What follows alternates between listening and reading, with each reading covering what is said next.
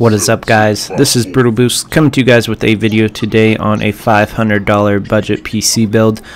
This build is not going to be affected by mining whatsoever. Our components are at a low enough price that they're not worth mining with. We're going to be including a processor that's not quite out yet, a Ryzen 3 processor, but based off of leaks, we do have a relatively good idea of the speeds of this processor, how well it's going to run, and the price point of the processor. So without further ado, let's go ahead and get into this build. So for the processor, we're going with the AMD Ryzen 3 1200. This has a clock speed of 3.1 GHz with a turbo of 3.4 GHz. You're going to get a full 4 cores with this CPU. That's all you really need for gaming right now. In the future you might be more, but right now this is going to be solid for you.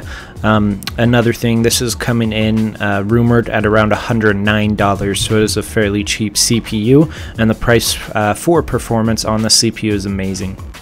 For the motherboard that we're going to pair with this processor, we went with the Gigabyte GA8320M HD2 motherboard. This is an AM4 socket type. It's going to have 6 USB slots on the rear I/O, as well as 2 DIMM slots for your RAM. It doesn't specify how high the RAM can go. I'm going to assume it's up to 32 gigabytes though. Being that this is an AM4 motherboard, it is compatible with Ryzen 5 as well as Ryzen 7. If you do want to go that upgrade path in the future, that's completely open for you. This motherboard's coming in at $69.88, so it is a pretty decent deal for a motherboard. So for the RAM, we went with 8 gigabytes of DDR4 Leo Rice RAM. This is a single DIMM slot. It has a red color. It's supposed to have a light on it. There's not much to say here. 2400 megahertz is going to be all you need. Being that it is single DIMM, it does give you the option to add another one to get to the 16 gigabytes in the future.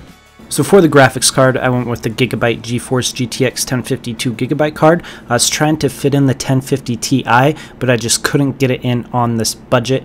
This is a great card. You're going to run 1080p 60 FPS. It's a great card to get right now since it's not affected by mining, and then upgrade in the future if you wanted to.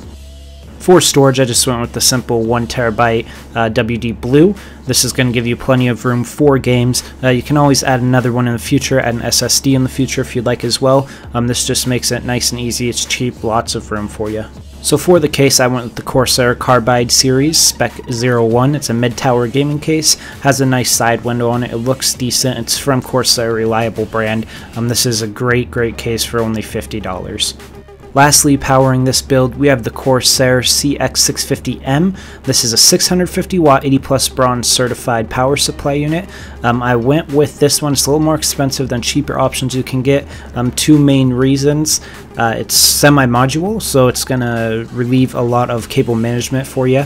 It's also a 650 watts, so you do have that option to upgrade in the future to a 1070, maybe even a 1080 if you do want to go that route in the future.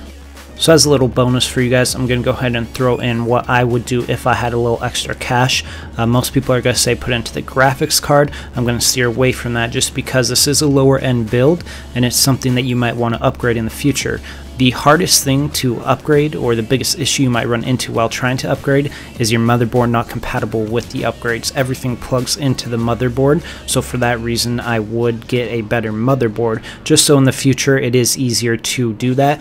There might be options on a motherboard you might want that this one doesn't have. The motherboard is the hardest component to change outside of the case once upgrading the PC, so I'd spend the money there. Any extras I'd probably put into the case if you don't like this one, just so you do have that easy upgrade in the future. Anything else I'd probably put into either RAM first, just because this is kind of lower end, not reliable RAM. Not a lot of people use this RAM. It's not very well tested, so maybe get a little more reliable RAM for maybe 10 bucks more is about all it takes. And then that's when I'd start going into the GPU after that. I would not go into a higher end. Anything above a 1050 Ti I would not even look at right now because of the mining craze. But that is going to wrap up this video. I want to thank you guys for tuning in, and you guys have a good day now.